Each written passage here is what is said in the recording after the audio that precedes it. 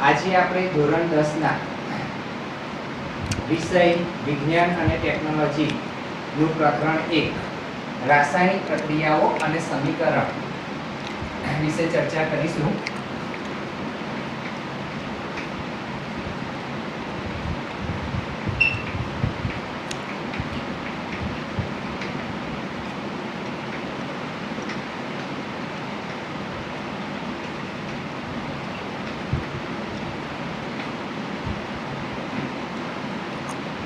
પ્રકરણમાં આપણે જે મુદ્દાઓ વિશે ચર્ચા કરવાની છે તે મુદ્દાઓમાં પહેલો મુદ્દો છે રાસાયણિક સમીકરણો, ત્યાર પછી રાસાયણિક પ્રક્રિયાઓનો પ્રકાર, સંયોગીકરણ પ્રક્રિયા, વિઘટન પ્રક્રિયા, વિસ્થાપન પ્રક્રિયા, દ્વિવિસ્થાપન પ્રક્રિયા, ક્ષારણ, ખોરાકણ। કુલ આપણે આટલા ટોટલ મુદ્દાઓ વિશે ચર્ચા કરવાની છે। સૌથી પહેલા તો ચર્ચા કરીએ કે આપણા રોજિંદા જીવનમાં જોવા મળતી અને થતી રાસાયણિક પ્રક્રિયાઓ કઈ કઈ છે।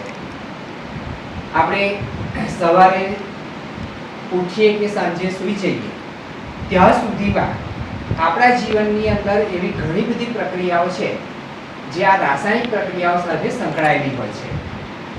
ઉનાળાની ઋતુ ચાલતી હોય અને ઉનાળાની ઋતુની અંદર રૂમ ટેમ્પરેચર એટલે કે ઓરડાના તાપમાને જો તમે તમારું દૂધ પણ જો મૂકી દેશો તો એ દૂધ ગરમીને કારણે શું થાય છે, બગડી જાય છે।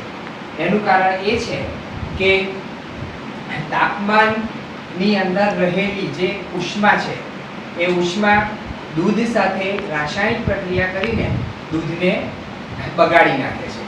તો આ સૌથી પહેલી રાસાયણિક પ્રક્રિયા આપણા જીવનમાં ઘણી વખત જોવા મળે છે। બીજી પ્રક્રિયા, લોખંડની અમુક વસ્તુઓ જેવી કે તવા, તપેલી, ખીલ્લી, બરાબર, એ ચોમાસા જેવી ઋતુમાં જ્યારે વાતાવરણ ભેજવાળું હોય છે ત્યારે આ લોખંડની વસ્તુઓ ભેજ સાથે સંયોજાઈને ભેજ સાથે ભેગી થઈને રાસાયણિક પ્રક્રિયા કરીને એ વસ્તુમાં કાટ લાગવા લાગે છે। તો આ પણ એક રાસાયણિક પ્રક્રિયા આપણી આજુબાજુ ઘણી બધી જગ્યાએ જોવા મળે છે। પછી છે દ્રાક્ષનું આથવણ થવું। જ્યારે દ્રાક્ષ પોતાના ઝુમખામાંથી છૂટી જાય છે અને એક દ્રાક્ષ ધીમે ધીમે વાતાવરણના સંપર્કમાં આવે છે ત્યારે એ દ્રાક્ષ ધીમે ધીમે કાળી થવા લાગે છે। કાળી થયા પછી એની અંદર ધીમે ધીમે રહેલું પાણી સુકાવા લાગે છે અને સુકાઈ ગયા પછી એ દ્રાક્ષ એકદમ ચીમરાઈને એનો પોતાનો રંગ બદલી દે છે અને કદ પણ બદલી કાઢે છે। તો આ થઈ ગયું ધાતુનું ક્ષાર। ખોરાકનું રંધાવું, શરીરમાં ખોરાકનું પાચન થવું, આ બધી જ જે રાસાયણિક પ્રક્રિયાઓ છે આપણા ઘરે આપણા મમ્મી કે જે જમવાનું બનાવે છે એ ખોરાકની અંદર પાણી નાખીને મસાલા નાખીને જ્યારે કુકર ઉપર કે ચૂલા ઉપર મૂકે છે ત્યારે ધીમે ધીમે ખોરાક રંધાવા લાગે છે, બરાબર। અને એ રંધાયેલો ખોરાક આપણે જ્યારે ખાઈએ છીએ ત્યારે આપણા શરીરની અંદર જે પ્રક્રિયાઓ થાય છે એ પ્રક્રિયાઓને આધારે ખોરાક ધીમે ધીમે શું થવા લાગે છે, પાચન થવા લાગે છે। પાચન થવા લાગે છે તો આ બધી જ પ્રક્રિયાઓ ઉપરાંત એક આપણા શરીરમાં થતી મહત્વની પ્રક્રિયા શ્વાસોશ્વાસની ક્રિયા। તો આપણે આપણા શરીરની અંદર શ્વાસોશ્વાસની ક્રિયા જ્યારે ચાલે છે બરાબર, એ દરમિયાન શરીરમાં ઘણી બધી એવી પ્રક્રિયાઓ છે કે શ્વાસ ચાલુ હોવા છતાં પણ એ પ્રક્રિયા એની સાથે થતી રહે છે। તો આપણા રોજિંદા જીવનની અંદર ઘણી બધી પ્રક્રિયાઓ એવી છે કે જે આપણે આપણા જીવનની અંદર જોવા મળે છે। હવે આ સમજ્યા આપણે આપણી રોજિંદા જીવનમાં જે રાસાયણિક પ્રક્રિયાઓ છે એ કેવી રીતે થતી હોય છે અને કઈ કઈ થતી હોય છે। હવે આ જે રાસાયણિક પ્રક્રિયા થાય છે એ રાસાયણિક પ્રક્રિયા દરમિયાન કયા કયા ફેરફારો અથવા તો કેવા ફેરફારો જોવા મળે છે। તો સૌથી પહેલો જે ફેરફાર થાય છે એ સૌથી પહેલો ફેરફાર છે પદાર્થની ભૌતિક અવસ્થા બદલાય છે। રાસાયણિક પ્રક્રિયા દરમિયાન જે ફેરફારો જોવા મળે છે એમાંનો પહેલો ફેરફાર છે કે પદાર્થની જે ભૌતિક અવસ્થા છે એમાં બદલાવ આવે છે. બીજો ફેરફાર, પદાર્થનું રંગ પરિવર્તન જોવા મળે છે. એટલે કે પદાર્થનો જે મૂળ કલર હોય છે, જે મૂળ રંગ હોય છે એ રંગ બદલાઈ જાય છે. એટલે કે પદાર્થનું રંગ પરિવર્તન જોવા મળે છે. પ્રક્રિયા દરમિયાન અમુક વાયુઓ ઉત્પન્ન થાય છે. જ્યારે પ્રક્રિયા થતી હોય છે ત્યારે પ્રક્રિયા દરમિયાન એમાંથી વધારાની નીપજો સ્વરૂપે અલગ અલગ પ્રકારના વાયુઓ ઉત્પન્ન થતા હોય છે. બરાબર. અને છેલ્લો એક ફેરફાર જોવા મળે છે કે પ્રક્રિયા દરમિયાન તાપમાનમાં ફેરફાર જોવા મળે છે. તાપમાન એટલે કે જે પદાર્થની અંદર ઠંડુ હોય છે પદાર્થ એ વધારે ગરમ થઈ જાય છે, અથવા તો જે પદાર્થ ગરમ હોય છે એ ઓછો ઠંડો થઈ જાય છે, એટલે કે ઠંડો થઈ જાય છે. એટલે રાસાયણિક પ્રક્રિયા દરમિયાન કુલ 4 પ્રકારના પરિવર્તનો જોવા મળે છે. એમાં પહેલું છે ભૌતિક અવસ્થા બદલાય છે, બીજું છે રંગ પરિવર્તન થાય છે, ત્રીજું છે અમુક પ્રકારના વાયુઓ ઉત્પન્ન થાય છે, અને ચોથું છે તાપમાનમાં ફેરફાર થાય છે. ત્યાર પછીનો મુદ્દો છે રાસાયણિક સમીકરણ કેવી રીતે લખાય છે, ઉદાહરણ દ્વારા સમજાવો. રાસાયણિક સમીકરણ કેવી રીતે લખાય છે તે ઉદાહરણ દ્વારા સમજાવો. એક ઉદાહરણ દ્વારા આપણે સમજીએ કે મેગ્નેશિયમની જે પટ્ટી છે એ પટ્ટીનું જ્યારે ઓક્સિજનની હાજરીમાં દહન થાય છે, દહન એટલે કે સળગવું, ઓક્સિજનની હાજરીમાં જ્યારે દહન થાય છે ત્યારે તે મેગ્નેશિયમ ઓક્સાઇડ બને છે. એને સમીકરણ સ્વરૂપે લખવું હોય તો Mg+ એટલે કે મેગ્નેશિયમ પ્લસ O2 એટલે કે ઓક્સિજન. એટલે કે મેગ્નેશિયમની પટ્ટી જ્યારે હવાની હાજરીમાં દહન પામે છે ત્યારે તમને નિપજ સ્વરૂપે એટલે કે નવા પદાર્થ સ્વરૂપે તમને મળે છે મેગ્નેશિયમ ઓક્સાઇડ, એટલે જેને MgO તરીકે ઓળખવામાં આવે છે, જેને મેગ્નેશિયમ ઓક્સાઇડ કહેવાય છે. અને આ બંને મેગ્નેશિયમ ઓક્સાઇડ એ નિપજ તરીકે ઓળખાય છે. આ પ્રક્રિયાની અંદર મેગ્નેશિયમ અને ઓક્સિજન આ બંને જે પદાર્થો છે, બંને પદાર્થોને પ્રક્રિયકો કહેવામાં આવે છે. અને એમાંથી જે નવી વસ્તુ મળે છે તેને નિપજો તરીકે ઓળખવામાં આવે છે. રાસાયણિક સમીકરણ જ્યારે તમે બનાવતા હોય ત્યારે રાસાયણિક સમીકરણમાં પ્રક્રિયકો હંમેશા ડાબી બાજુ હોય છે અને નિપજો હંમેશા ક્યાં હોય છે?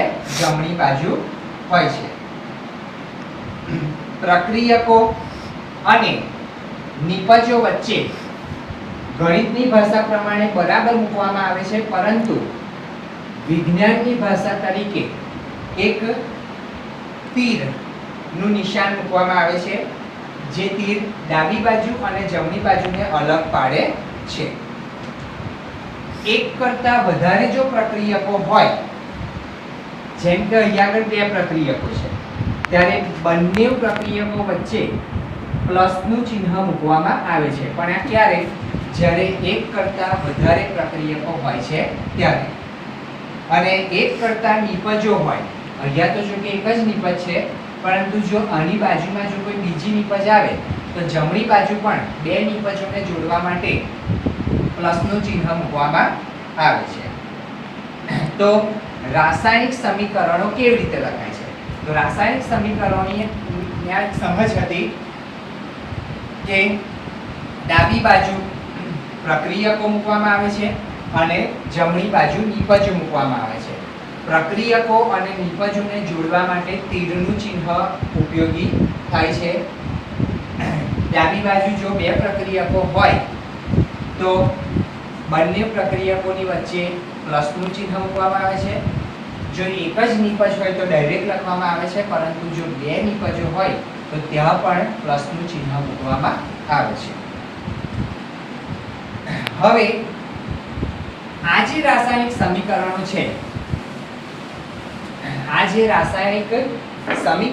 છે, એ સમીકરણો બે પ્રકારના છે.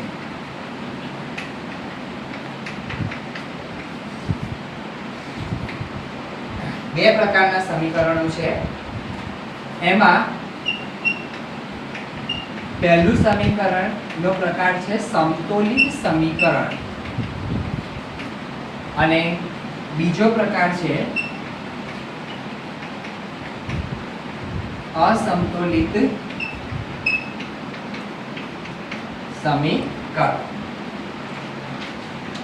સમીકરણના બે પ્રકાર, સમતોલિત સમીકરણ અને બીજું છે અસમતોલિત સમીકરણ. સમતોલિત સમીકરણ એટલે શું? તો રાસાયણિક સમીકરણમાં દરેક તત્વના પરમાણુની સંખ્યા સમાન હોય. આની અંદર પરમાણુની સંખ્યા કેવી હોય છે? સમાન હોય છે. જે સમીકરણમાં દરેક તત્વના પરમાણુની સંખ્યા સમાન હોય તેને સમતોલિત સમીકરણ કહેવામાં આવે છે. અને જે સમીકરણમાં પરમાણુની સંખ્યા સમાન ન હોય, તેને અસંતુલિત સમીકરણ કહેવામાં આવે છે. આ ચેપ્ટરની અંદર આપણે સમીકરણ વિશે ભણીએ છીએ તો કહી દઈએ કે સમીકરણોના મુખ્ય બે પ્રકાર, સમતોલિત સમીકરણ, અસમતોલિત સમીકરણ. સમતોલિત સમીકરણ એટલે શું? તો પરમાણુઓની સંખ્યા, એટલે કે જે સમીકરણમાં દરેક તત્વના પરમાણુની સંખ્યા કેવી હોય છે? સમાન હોય છે, તેને સમતોલિત સમીકરણ કહેવાય છે. અને અસમતોલિત સમીકરણ એટલે કે જે સમીકરણમાં દરેક તત્વના પરમાણુની સંખ્યા સમાન નથી હોતી તેને અસમતોલિત સમીકરણ તરીકે ઓળખવામાં આવે છે. પરંતુ આપણે આ ચેપ્ટરની અંદર સમતોલિત સમીકરણ પર વધારે ભાર આપવાનો છે. એટલા માટે સમતોલિત રાસાયણિક સમીકરણનું મહત્વ શું છે? તેમાંનું પહેલું મહત્વ છે સમતોલિત રાસાયણિક સમીકરણની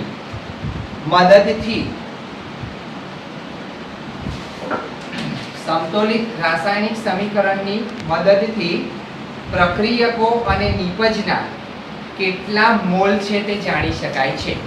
આ પહેલું મહત્વ છે. સમતોલિત રાસાયણિક સમીકરણની મદદથી ડાબી બાજુએ જે પ્રક્રિયકો હોય છે તે અને જમણી બાજુએ જે નિપજો હોય છે એની અંદર કેટલા મોલ એટલે કે એમાં રહેલા પરમાણુની સંખ્યા, એ પરમાણુ કેટલા છે એ તમે સમતોલિત સમીકરણ પરથી જાણી શકો છો. બીજું, પ્રક્રિયકો કેટલો જથ્થો પ્રક્રિયામાં વપરાય છે અને નિપજોનો કેટલો જથ્થો મળે છે તે જાણી શકાય છે. ડાબી બાજુ તમે પ્રક્રિયકોને પ્લસ ચિહ્નથી મૂકો છો, એનો મતલબ એવો કે સમીકરણની અંદર પ્રક્રિયકો કેટલા જથ્થામાં કેટલો વપરાયો છે, પ્રક્રિયકો કેટલા પ્રમાણમાં વપરાયા છે અને એ પ્રક્રિયકો વપરાયા છે એની સામે કેટલી નિપજો જોવા મળે છે, કેટલી નિપજો મળે છે, બરાબર, તે જાણી શકીએ છીએ.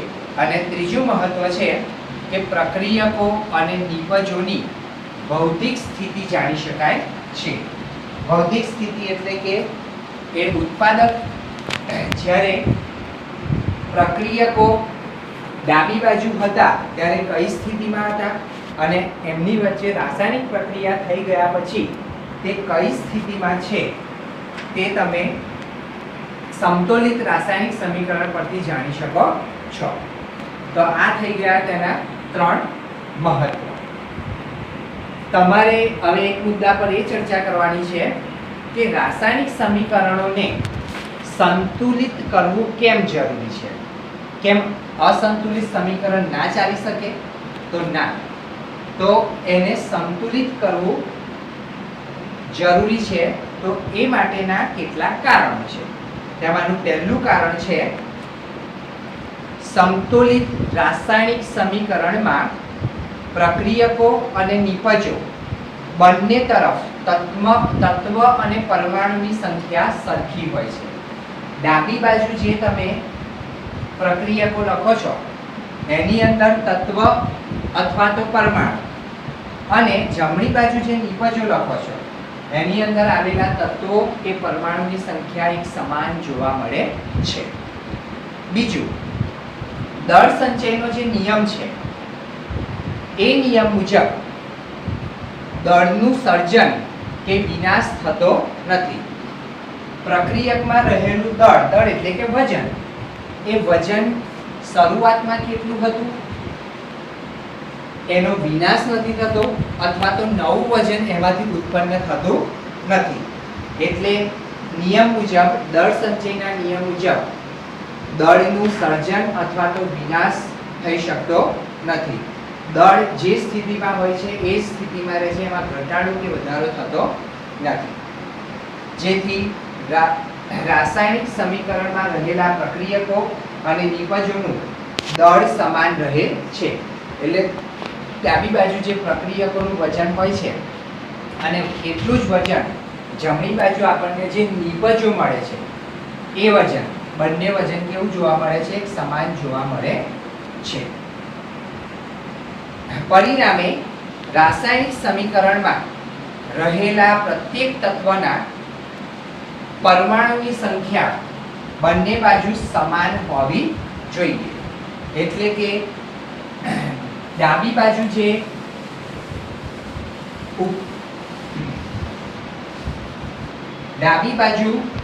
જે પ્રક્રિયકો છે અને જમણી બાજુ જે નિપજો છે એ બંનેની અંદર પરમાણુની સંખ્યા એક સરખી હોવી જોઈએ. આ થઈ ગયું એનું કારણ. હવે આગળ આપણે નાના પોઈન્ટો વિશે ચર્ચા કરીશું. તમને પરીક્ષાની અંદર પણ પૂછી શકે કે અમુક કોઈ સમીકરણો આપ્યા હોય અને એ સમીકરણોને સંતુલિત કેવી રીતે કરશો, તો એ સંતુલિત કરવા માટેની કેટલીક રીતો છે. એ રીતો તમારે પરીક્ષા માટે તૈયાર કરવાની રહેશે. જે આપણે થોડા પોઈન્ટ, નાના પોઈન્ટ જોયા પછી આગળ એને જોઈશું. ત્યાર પછીનો મુદ્દો છે કે રાસાયણિક પ્રક્રિયા દરમિયાન નિપજનું નિર્માણ કેવી રીતે થાય છે. નિપજ એટલે કે જમણી બાજુ મળતી જે નવો પદાર્થ છે એ પદાર્થ કેવી રીતે આપણને મળે છે. તો રાસાયણિક પ્રક્રિયા દરમિયાન પ્રક્રિયકોમાં રહેલા પરમાણુઓ વચ્ચેના બંધન તૂટે છે.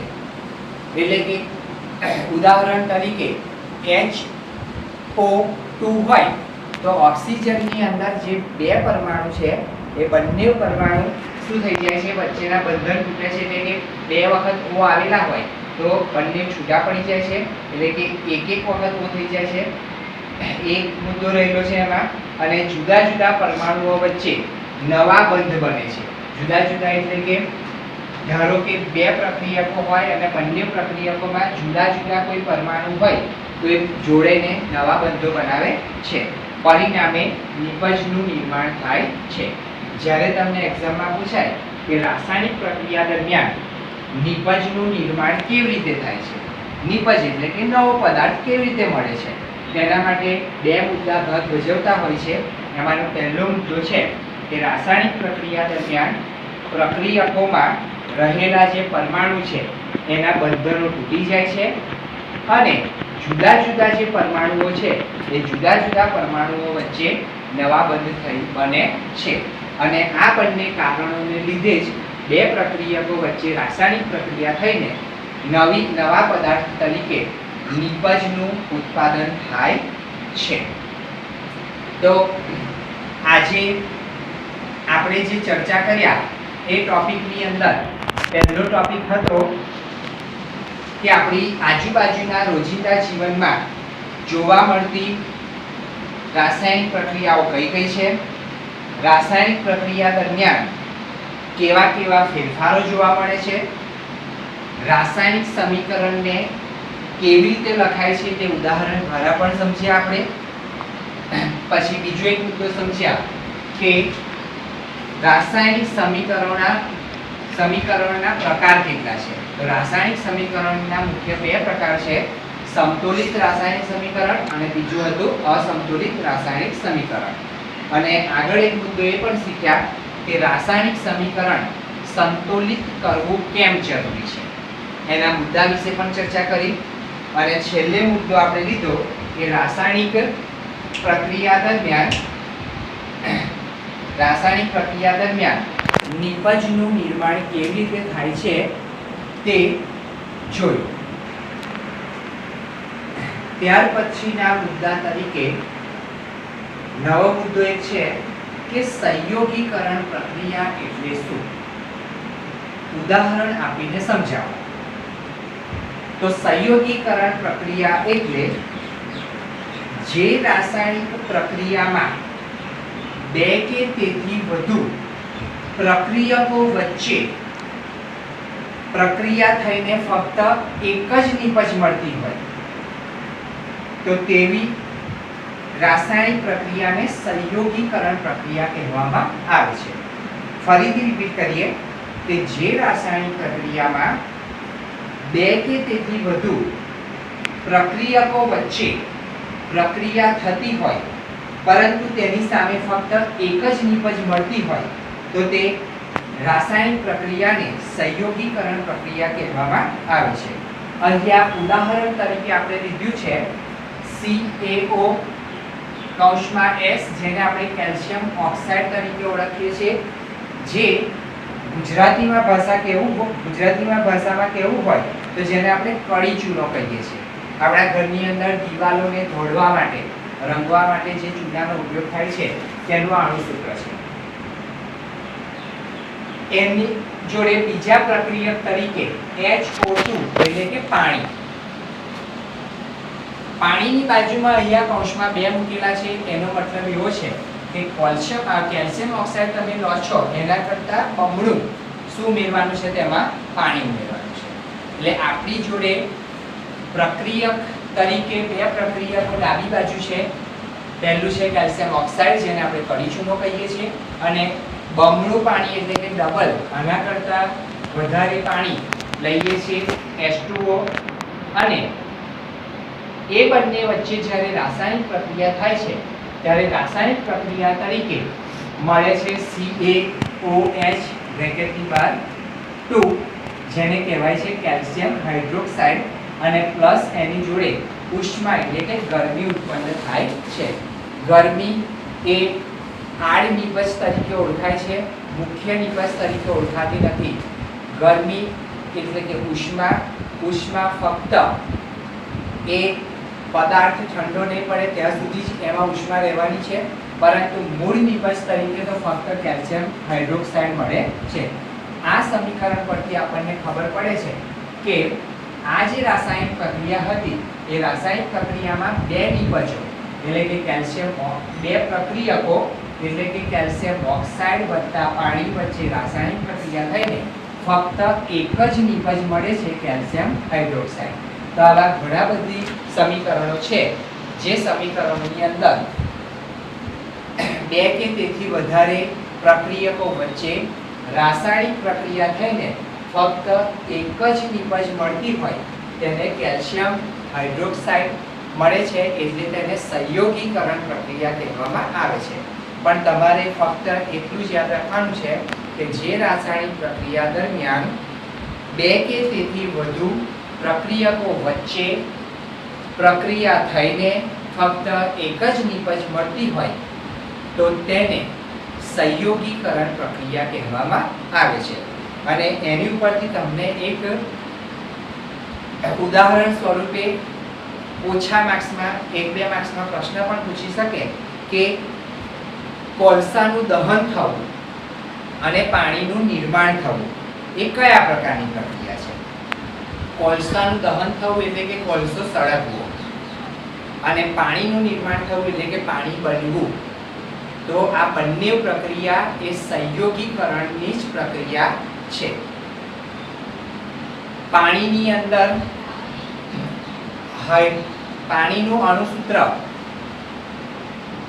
H2O, જેની અંદર હાઇડ્રોજનના 2 પરમાણુ અને ઓક્સિજનનો 1 પરમાણુ બંને ભેગા થઈને ફક્ત એક જ નિપજ મળે છે H2O. માટે એવું કહેવાય છે કે પાણીનું નિર્માણ થવું એ પણ એક સંયોગીકરણની પ્રક્રિયા છે. તો વિદ્યાર્થી મિત્રો, તમને જો આ વિડીયો પસંદ આવ્યો હોય તો આ ચેનલને લાઈક કરો, શેર કરો, સબસ્ક્રાઇબ કરો, અને હા, બેલ આઇકનને દબાવવાનું ભૂલતા નહીં. અને જો તમને કોઈ કોમેન્ટ લખવી હોય તો એને કોમેન્ટ બોક્સમાં પણ લખજો, જેની પર ધ્યાન આપવામાં પણ આવશે.